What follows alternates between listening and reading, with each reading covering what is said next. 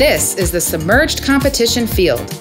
There are 15 missions that can be done in any order.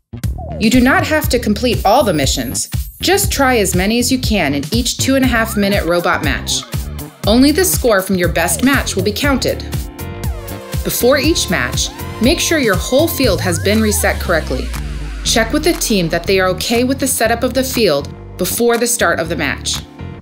Your robot must start completely inside a launch area, and you should program it to return to either home area.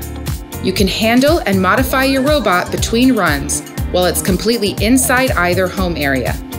If the team's robot extends outside the launch area, gently remind them to put the robot behind the line before they launch. To launch, the team technicians must not be holding anything from moving. In the case of a mislaunch, use your best judgment and be lenient when you can.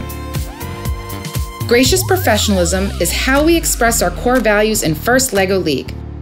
The robot game is an important place to observe gracious professionalism, and the referees will evaluate this for your team at each official robot match. Your job includes being a friendly role model for the teams, calming their nerves and encouraging them, especially when their robot does not perform as expected. Through these interactions, you will be able to observe the team's behavior towards you, their teammates, and others. This will enable you to evaluate their gracious professionalism. Equipment inspection. Your robot and all your equipment must fit into both launch areas and under a height limit of 12 inches. If it is small enough to fit in just one launch area and under this height limit, your team will score points.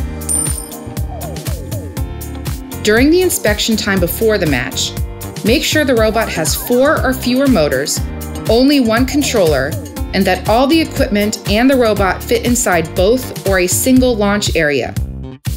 Team members may use their hands to balance all the equipment while the referee is checking if it fits under the 12-inch height limit. After the equipment inspection, but before the match, the team can distribute their robot and other equipment between the 2 home areas, however they would like. Mission 1. Coral Nursery. Set up the nursery to grow new coral until they are strong enough for the transport to the reef. If the coral tree is hanging on the coral tree support, bonus, and the bottom of the coral tree is in its holder. If the coral buds are flipped up, Mission 2. Shark. Track this tagged shark on its journey to new feeding grounds. If the shark is no longer touching the cave, if the shark is touching the mat and it is at least partly in the shark habitat. Mission 3. Coral Reef. Carefully mount the new coral structure without damaging other nearby flora. If the coral reef is flipped up, not touching the mat. If a reef segment is standing upright outside of home and touching the mat. Mission 4. Scuba Diver. Help the scuba diver transport new coral from the nursery to the reef. If the scuba diver is no longer touching the coral nursery. If the scuba diver is hanging on the coral reef support. Mission 5. Anglerfish. Scare the anglerfish back into its home within the sunken shipwreck. If the anglerfish is latched within the shipwreck, the latch must be fully activated, not resting on the top of the lever to score points. Mission 6. Raise the mast. Raise the mast to restore the sunken shipwreck and explore what's inside. If the shipwreck's mast is completely raised. The shipwreck's mast is considered raised when the latch prevents it from returning to its starting position. Remember that this mission includes the constraint that no equipment may be touching the model at the end of the match to score points. Mission 7. Kraken's Treasure. Retrieve the chest from the shipwreck to recover a piece of our history. If the treasure chest is completely outside the Kraken's nest. The Kraken's nest is marked by a rectangle on the mat underneath the shipwreck. The scoring requirement for this mission states that the chest must be completely removed to score points. If the chest is still partially inside the rectangle, this would score no points. If you are unsure or cannot tell whether the chest is inside the rectangle, remember that teams should receive the benefit of the doubt in these scenarios. Mission 8. Artificial Habitat. Rearrange the artificial habitat stacks to create safe homes for sea creatures in this area. If an artificial habitat stack segment is completely flat and upright,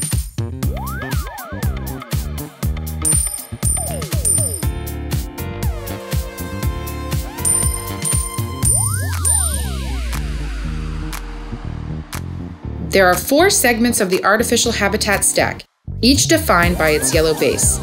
A segment is considered upright when the crab is above its yellow base. Teams can score a maximum of 40 points for this mission if all 4 segments are flat and upright at the end of the match. Mission 9.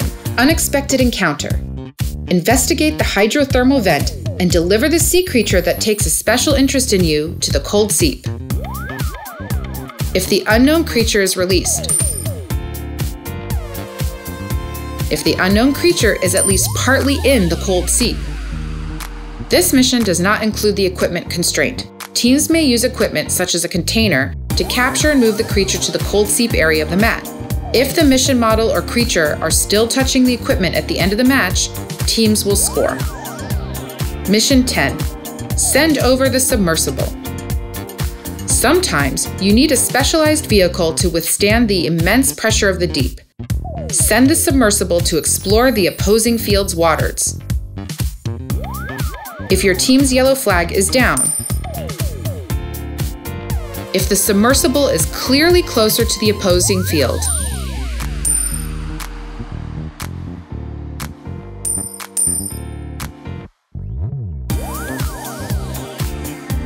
while unlikely, it is possible for the team to move the submersible without lowering their team's flag.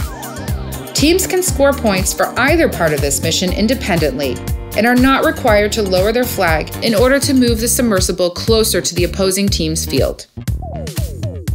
Mission 11. Sonar Discovery. Use the ship's sonar technology to scan the surroundings for nearby objects or animals. If one whale is revealed, bonus if both whales are revealed.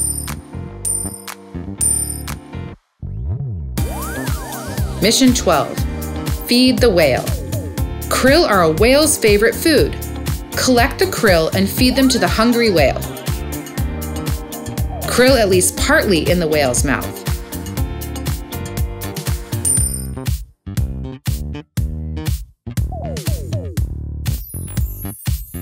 Since the scoring requirement for this mission states that the krill must be at least partly inside the whale's mouth, this scenario would score points. Each krill that is partly or completely inside the whale's mouth is worth 10 points, for a possible total of 50 points in this mission. Mission 13. Changing shipping lanes. Adjust the cargo ship's route to safely avoid whale migration paths by moving to another shipping lane. If the ship is in the new shipping lane, touching the mat. Mission 14. Sample Collection. Collect samples and artifacts from different locations in the ocean so they can be analyzed by scientists in the lab. If the water sample is completely outside the water sample area, if the seabed sample is no longer touching the seabed, if the plankton sample is no longer touching the kelp forest, if a piece of the trident is no longer touching the shipwreck, bonus if both pieces are no longer touching the shipwreck. For this mission, there are no specific requirements for where the samples must be located at the end of the match. Teams may leave the samples on the mat, bring them back to home, or move them to another location on the field. If the unique scoring criteria for each sample is met, a team should earn points for that sample. Additional points may be earned in Mission 15 for each sample placed on the research vessel. Mission 15. Research Vessel. Deliver the samples and artifacts that your team has collected to the research vessel and securely dock it at the port. If any of the following are at least partly in the research vessel's cargo area: treasure chest, trident parts, each sample, if the port's latch is at least partly in the research vessel's loop. Precision tokens. The less you interrupt your robot outside home, the more points you will keep. If you interrupt your robot outside the home area, you will lose a precision token. Precision tokens left on the field at the end of the match will result in extra points.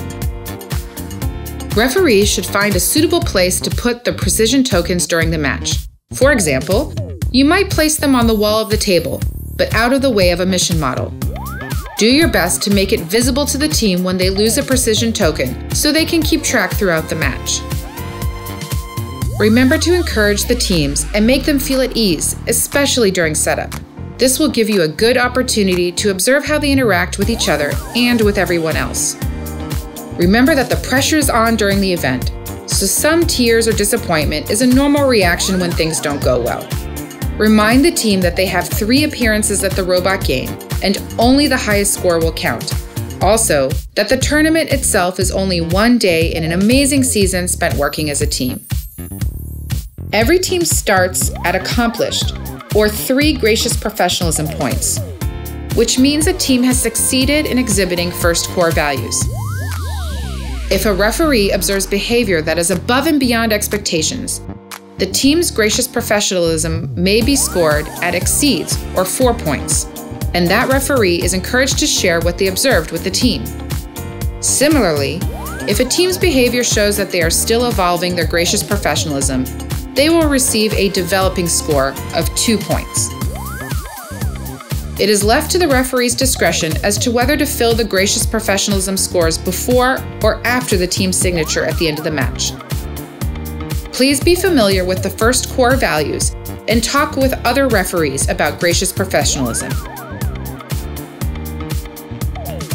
Remember to read the Robot Game Rulebook and check for any updates during the season. Good luck!